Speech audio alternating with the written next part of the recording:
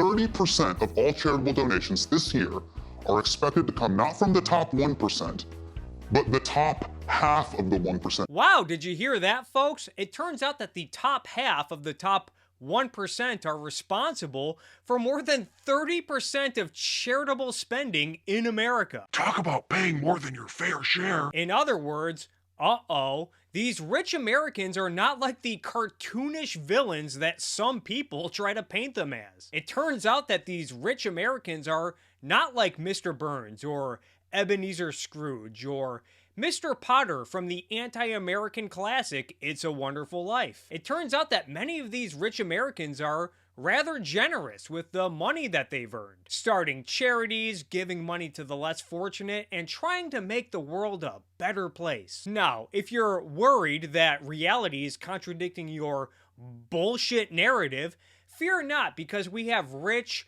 virtue-signaling comedians like Hassan Minhaj over here to speak truth to power by putting a negative spin on philanthropy. This is the penthouse on top of the penthouse. These are the people who hire Elton John to babysit, which is a symptom of a much bigger problem: wealth inequality. Oh no, wealth inequality, woo!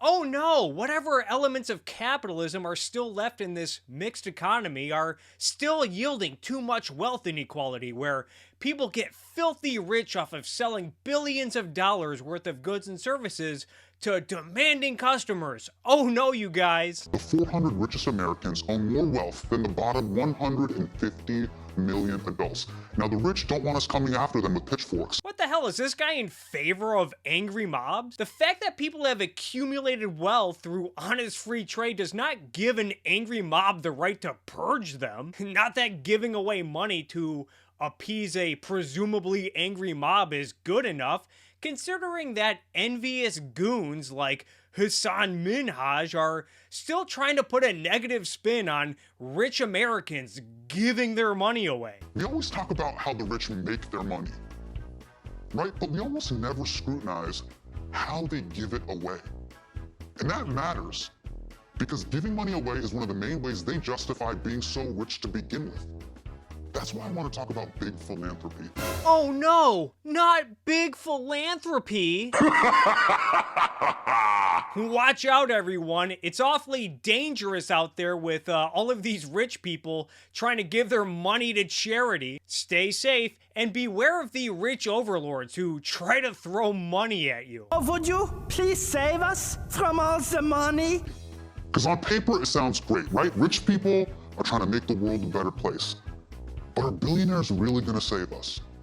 And is it worth everything that we give up by letting them even be so rich? As if Americans need permission to be rich from wannabe central planners like Hassan Minhaj. And for those who don't know, this is a comedy show on Netflix called Patriot Act. And I don't know how much Hassan is worth or how much he earns, but I do know that he was once a contributor, a major contributor to The Daily Show on Comedy Central, and now he has his own show on Netflix amongst stand-up comedy specials. So I imagine at this point, Hassan has made millions of dollars from greedy corporations like Viacom and Netflix to make mashups of jokes and memes and left-wing propaganda. And now he wants to lecture everyone about how sinister and devious these rich Americans are for giving away their money. People like Bill Gates and Jeff Bezos have probably given away more money to charity than Hassan could hope to make himself if he were given 1,000 years to live.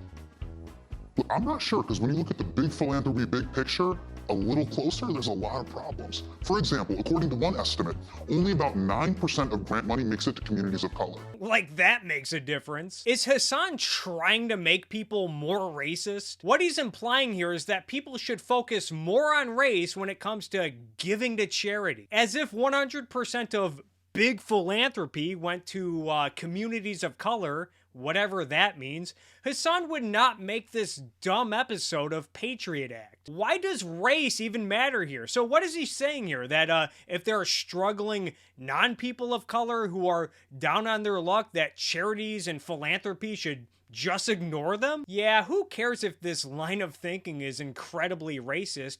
Hassan has woke brownie points to score on his Netflix show. But big philanthropy goes way beyond basic charity that you and I do.